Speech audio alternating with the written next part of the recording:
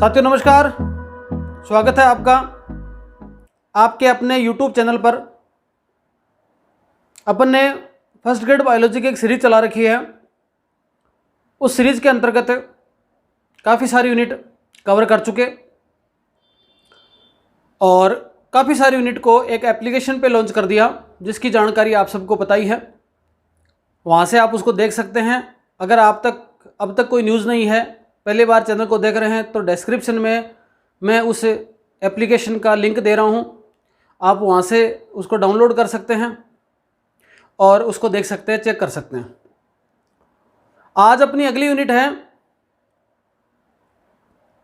सांख्यिकी, स्टैटिक्स या बायोस्टैटिक्स। ये यूनिट आपके फर्स्ट पेपर और सेकंड पेपर दोनों में काम आएगी। इसलिए ऐसा कह सकते हैं कि ये वीडियो है वो आपके बायोलॉजी विषय के विद्यार्थियों के लिए और अन्य विषय के विद्यार्थियों के लिए भी समान रूप से उपयोगी है। फर्स्ट पेपर का जो कंटेंट है, जिन जिन के काम आ रहा है, जिन जिन को वो देना है, उन सब के लिए ये काम की चीज है। ये वीडियो एक सार्थक होगा। बायोस्टैटिक्स में फर्स्ट पेपर के अंदर लगभग 4 क्वेश्चन आते हैं आपके, और बायोलॉजी विषय वालों के लिए लगभग 7 से 8 क्वेश्चन एक यूनिट पूरी है। ये ग्रेजुएशन लेवल पे है, यहाँ पर सीनियर सेकेंडरी लेवल पे है।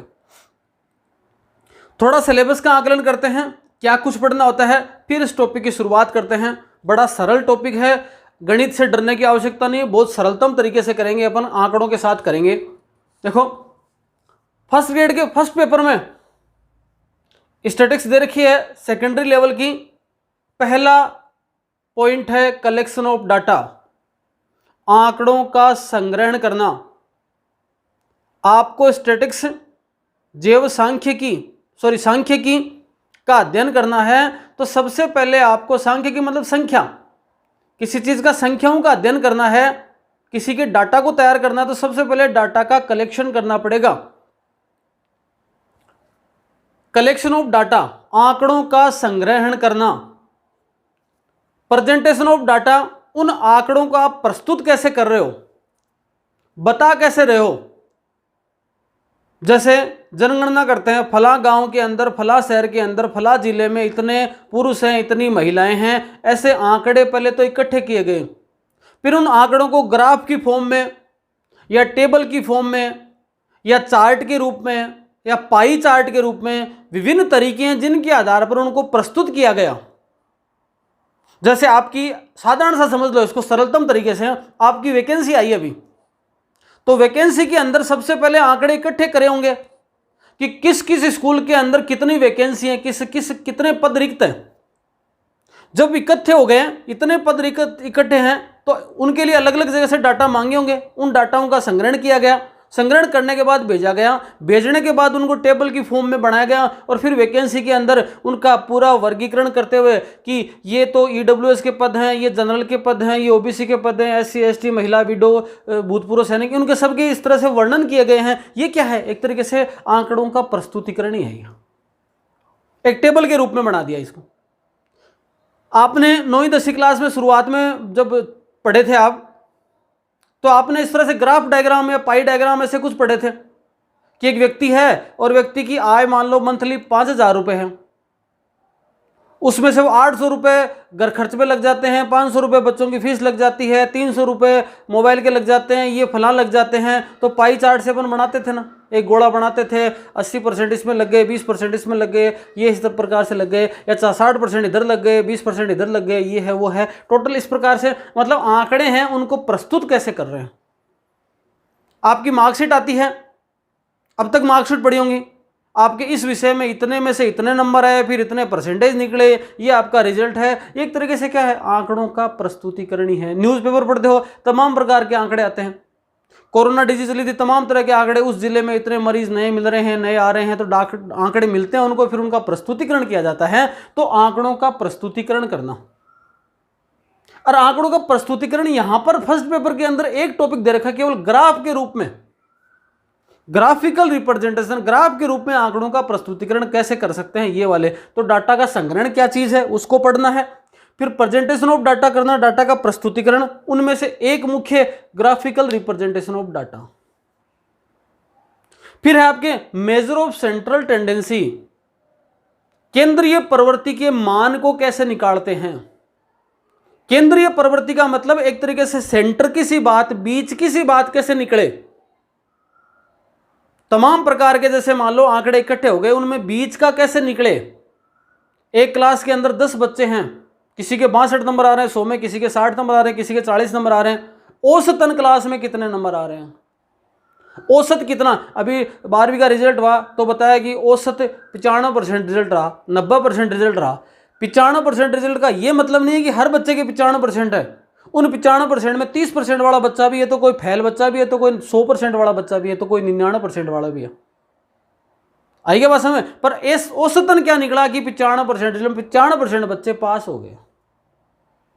परसेंटेज की बात करें कि मेरी क्लास के अंदर भाई आपके परसेंटेज आते हैं, तो आपके जैसे मान लो 96% आए, तो इसका मतलब आपके हर विषय में 96 नहीं आए। किसी में आपके 80 नंबर भी हो सकते हैं, तो किसी में 99 भी हैं, तो किसी में आपके 86 भी हैं। तो औसत क्या निकले, आपके इतने प्रतिशत नंबर आए। बीच किसी बात कैसे निकले। तो सेंट्रल टेंडेंसी के अंदर 3 टॉपिक हैं मेन, आपके सिलेबस में दे रखे हैं। मीन, माध्य कैसे निकालें किसी चीज का, माध्यिका कैसे निकालें, और बहुलक कैसे निकालें। डाटा अपने पास 2 प्रकार के हैं, ग्रुप डाटा और अनग्रुप्ड डाटा। ग्रुप में है डाटा, समूह में है, और अवर्गीकृत है। वर्गीकृत और अवर्गीकृत 2 प्रकार के डाटा हैं। उनमें आपके मीन, मोड, मीडियन कैसे निकले। सिंपल से देखा जाए तो साधारण सा सब सिलेबस है ये, और साधारण से यहां पर प्रश्न आते हैं, इजीली आप कर पाओगे आराम से। डाटा का संग्रहण करना है, उनका प्रस्तुतिकरण करना है ग्राफिकल रिप्रेजेंटेशन के रूप में। सेंट्रल टेंडेंसी का मान निकालना है, आपको पता होना चाहिए। मीन, मोड, मीडियन कैसे निकलते हैं, सरल सरल तरीके से निकलेंगे। 2 तरह के डाटा से लेना है, ग्रुप और अनग्रुप डाटा। तो ये सिलेबस तो ऑटोमेटिकली हो जाएगा जब आप ये पढ़ोगे, लेकिन ये सबको नहीं पढ़ना है। तो जो फर्स्ट पेपर वाले हैं ना, जिनके आर्ट्स सब्जेक्ट है, कॉमर्स सब्जेक्ट है, अदर जो सब्जेक्ट है साइंस वाले, उनके लिए ये अपने आप हो जाएगा। तो ये मैं कराऊंगा तो ये अपने आप ही हो जाएगा, तो आपके लिए ये भी फायदेमंद चीज है। स्टैटिक्स का के बाद में बायोस्टैटिक्स, थोड़ा सा बायो जोड़ दिया इसमें, स्टैटिक्स की एक ब्रांच हो गई बायोस्टैटिक्स। देखो यहां से मीन कॉमन है, मोड है, मीडियन है। मीन, मोड, मीडियन तीनों के तीनों यहां पर central tendency of measure of central tendency यहां भी है, केंद्रीय प्रवृत्ति के मान है। बस एक एक्स्ट्रा है, एक एक्स्ट्रा और पढ़ना है यहां पर। तो जब ये टॉपिक इधर पढ़ाऊं तो ये वाले ना पढ़े, मतलब बायो वाले को तो पढ़ना ही पढ़ना है, दोनों बायो वालों को तो हर क्लास लेनी है। लेकिन जो आर्ट्स कॉमर्स वाले हैं ना, अदर सब्जेक्ट साइंस वाले हैं, उनको जो पढ़ाऊं ये वाला, तो वो अगर वीडियो देख रहे हैं तो ये वाला टॉपिक जो पढ़ाऊं तो वो ना देखें, उनके सिलेबस में नहीं है। ठीक है। उसके बाद में tabular and graphical representation of data, आंकड़ों का प्रस्तुतिकरण है टेबल की फॉर्म में, ग्राफ की फॉर्म में। यहां देखो केवल ग्राफिकल दे रखा है, पर यहां पर टेबुलर हो रहा है। पर याद करना इसको भी देख लेना, ये वाले भी देख लेना, क्योंकि कई बार क्वेश्चन अगर आ जाए तो आपकी समझने, ये भी समझने में आसानी होगी अगर आपने टेबुलर और समझा है तो टेबल की फॉर्म में और आपके ग्राफ की फॉर्म में आंकड़ों का प्रस्तुतिकरण कैसे कर सकते हैं। उसके साथ साथ में कुछ डायग्राम है यहां पर, जैसे हिस्टोग्राम से कैसे आंकड़े पढ़ेंगे। उसके बाद में आपके पाई डायग्राम कैसे बनेगा, बार डायग्राम कैसे बनेगा, लाइन ग्राफ कैसे बनेगा। ये 1 2 3 4 टॉपिक हैं। इनको फिर इधर वालों को पढ़ने की जरूरत नहीं है, बायो वालों को तो दोनों ही पढ़ने हैं। ये तो है आपका देखो सीधा सीधा सिलेबस का पोस्टमार्टम बायोस्टैटिक्स और स्टैटिक्स वाले टॉपिक का। बायो वालों के लिए तो बेहतरीन चांस है, पूरे में से पूरे नंबर लाने के, 12 में से 12 नंबर आ जाएंगे। ये टॉपिक बड़े इजी है, 12 में से 12 नंबर में 12% में से 12% हो जाएंगे, लगभग 24% का वेटेज हो रहा है। देखो मान लो पूरे सिलेबस को में से 5% चीजें कवर करी जा रही है इस टॉपिक के द्वारा। तो ये तो चीजें हैं यहां पर, ये तो बात सिलेबस की हो गई। अब देखो थोड़ी सी शुरुआत कर देते हैं, आज ज्यादा लंबा चौड़ा वीडियो नहीं बना है, इसलिए थोड़ी आज शुरुआत कर देते हैं और फिर आगे अपन कंटिन्यू करेंगे। एक परिचय के रूप में ले लेते हैं, हेडिंग डाल दो आप, इंट्रोडक्शन, परिचय। शब्द क्या है, स्टैटिक स्टैटिक्स, सांख्यिकी और बायोसांख्यिकी बाद में आ जाएगा। जो स्टैटिक्स वर्ड है वो लगभग दो अलग अलग वर्डों से बाद में उत्पन्न हुआ है। शुरुआत में ये वर्ड थे, एक इटालियन शब्द है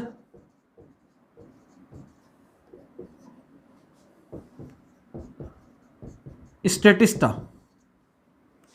और एक शब्द आपके ग्रीक वर्ड स्टैटिस्टिक। इन दोनों के बाद में यह शब्द निकल के आया स्टैटिक्स, सांख्यिकी। जो सांख्यिकी शब्द है उसका सर्वप्रथम जो उपयोग या फर्स्ट यूज्ड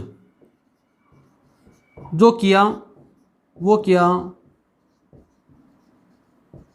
प्रोफेसर गोटफ्राइड एकेनवाल ने। इसी को ही फादर ऑफ स्टैटिक्स। अब देखो इसमें कंट्रोवर्सी मिलेगी आपको, कई जगह और भी मिलेगा, कई फादर है, फिर मॉडर्न फादर है, फिर इंडियन फादर है, फिर जो टेक्नोलॉजी बदलती गई तो उसके हिसाब से ऐसा कोई प्रश्न पूछेगा नहीं, आपको अलग भी मिल सकता है, पर ये कई बुक्स के अंदर ये ही कॉमन मिलेगा लास्ट में आपको। तो ये वाला यहाँ पर दे रखा है, फर्स्ट यूज इसलिए किया था, इसको फादर ऑफ बोला जाता है। अगर इसकी परिभाषा दी जाए बायोस्टैटिक्स की, तो बाद में बात करेंगे, स्टैटिक्स की परिभाषा दी जाए, क्योंकि ज़्यादातर बायोलॉजी पढ़ाता हूँ तो वही निकलती है बात। परिभाषा दी जाए ना तो देखो सरल सी बात है, इन परिभाषा के अंदर बहुत सारी बात छुपी है बायोस्टैटिक्स की। जैसे क्या बोल सकते हैं अपन, आंकड़ों का संग्रहण करना। सबसे पहले आपने किसी आंकड़ों का कलेक्शन किया, आंकड़ों का संग्रहण, कोमा उनका वर्गीकरण, किस वर्ग में डिवाइड करते हैं ये वर्गीकरण कर दिया। मतलब वैकेंसी से संबंधित, जैसे वैकेंसी निकालनी थी गवर्नमेंट को, तो सबसे पहले कितनी सीटों पर अभी पोस्ट कई जहाँ पर खाली है उनका कलेक्शन किया गया, संग्रहण किया गया। संग्रहण करने के बाद उनका वर्गीकरण कि भाई फिजिक्स में इतने हैं, केमिस्ट्री में इतने हैं, बायो में इतने हैं, मैथ में इतने हैं, आर्ट्स में इतने हैं, इस स्थान पर इतने हैं, इस जिले में इतने हैं, इस मतलब अलग अलग स्थान पर क्या क्या हैं, किस किस विषय में हैं, उनका क्या कर लिया वर्गीकरण। प्लस एक सब्जेक्ट में अब अलग अलग कास्ट के क्या हैं उनका कर लिया वर्गीकरण। वर्गीकरण करने के बाद उसका क्या कर दिया प्रस्तुतिकरण। अब प्रस्तुतिकरण क्या, वैकेंसी नहीं निकली, प्रस्तुतिकरण का मतलब वहीं वर्गीकरण करने के बाद जो सीनियर लोग हैं या जो एनालिटिक हैं उनको क्या कर दिया, वहां भेज दिया गया, प्रस्तुत कर दिया गया।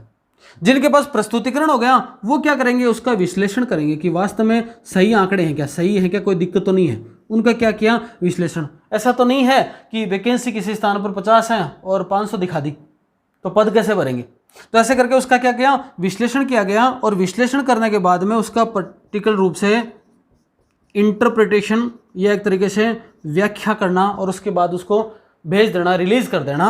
ये वाली बातें जो आ गई उसको आंकड़ों का संग्रहण, वर्गीकरण, प्रस्तुतिकरण, विश्लेषण व इंटरप्रिटेशन, इसको भी हिंदी में लिखो तो आप व्याख्या करना सांख्यिकी कहलाता है।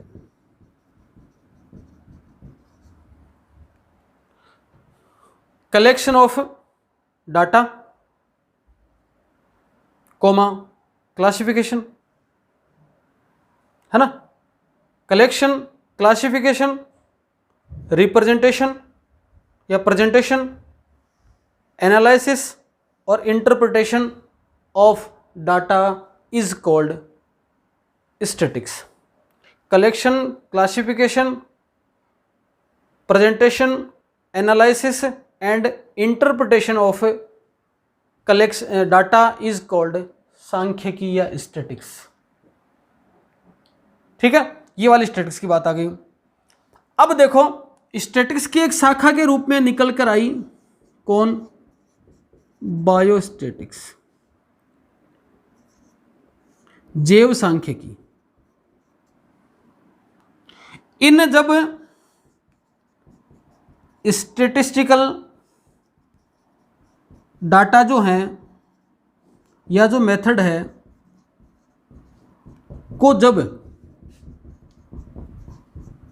बायोलॉजिकल प्रॉब्लम सॉल्व करने में यूज लिया जाए तो इसे बायोस्टैटिक्स कहते हैं। बायोस्टैटिक्स। अब बायोलॉजिकल प्रॉब्लम से क्या मतलब, जैसे मान लो आपकी बॉडी की पूरी की फिजियोलॉजी है, उसका एनालिसिस करने के लिए स्टैटिक्स की आवश्यकता पड़ती है। मेडिकल स्टोर पर स्टैटिक्स की आवश्यकता पड़ती है। तमाम प्रकार के किट आते हैं, उनमें स्टैटिक्स लगती है। तमाम प्रकार की जो जांचें होती हैं, आपकी कोई तकलीफ है, डॉक्टर को दिखाया, डॉक्टर ने ब्लड की जांच लिख दी, जांच लिखने के बाद तुरंत ही उसमें आंकड़े निकल के आएंगे। वो आंकड़े हैं, डाटा हैं, और क्या है। तो पहले तो पता तो किया था ना कि भाई ब्लड में हीमोग्लोबिन में ये रेंज होनी चाहिए, इतने इतने रेंज तक ठीक है मामला, फिर ये नॉर्मल है, इतनी बढ़ गई तो फिर ये ज़्यादा हो गई। ऐसे आंकड़े तो प्रस्तुत किए हुए थे ना, उस मशीन में फीड तो है ना, वो अपने आप तो नहीं बता रही। तो ब्लड के अंदर चेक किया गया, सारे के सारे आंकड़े वहां पर काम कर रहे हैं। कोरोना काल आया था, उस दौरान अब कोई ड्रग निकालनी पड़ी, कोई दवाई निकालते हैं तो दवाई के अंदर भी पहले स्टैटिक्स लगती है। कोई मेडिसिन निकाली, मान लो कोई कोरोना नई बीमारी थी, नई बीमारी के लिए वैक्सीन आई, तो इसकी फिर ट्रायल तो हुआ, लोगों पर लगाया गया उसको, तो सीधे सीधे लोगों पे तो नहीं लगा सकते। पूरे उसके आंकड़े निकाले गए। आंकड़े निकालने के बाद जब उसको दिया गया तो सबसे पहले किसी एनिमल्स पर टेस्टिंग करते हैं इसकी। तो टेस्टिंग करी कभी इतने इतने ml मात्रा इतने जीव को दी गई, तो इनमें से इतने ठीक हो गए, इतने ज़्यादा बीमार हो गए। तो लगभग अगर किसी मेडिसिन में 50-60% आंकड़े जो सही होते हैं तो उसको फिर लॉन्च करने के बारे में सोच सकते हैं, सोचा जा सकता है। ये सब आंकड़ों का प्रस्तुतिकरण करते हैं।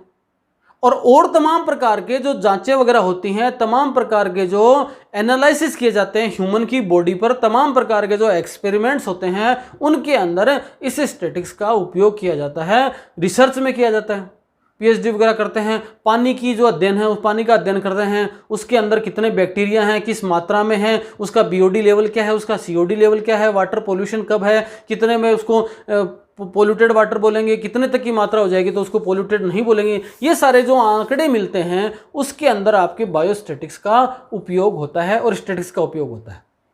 साधारण सा परिचय लिया अपन है, आगे कंटिन्यू करते रहेंगे। अपन मीन के साथ शुरुआत करेंगे, mean, mode, median, standard deviation, ये 4 टॉपिक होंगे। उसके बाद में जो बचे खुचे हैं वो आपके पार्ट पाई डायग्राम है, बार डायग्राम है, जो प्रेजेंटेशन ऑफ डाटा है, ऐसे करके अपन जल्दी इस यूनिट को निपटा देंगे दोनों स्तर के ऊपर। इस वीडियो में इतना ही, धन्यवाद।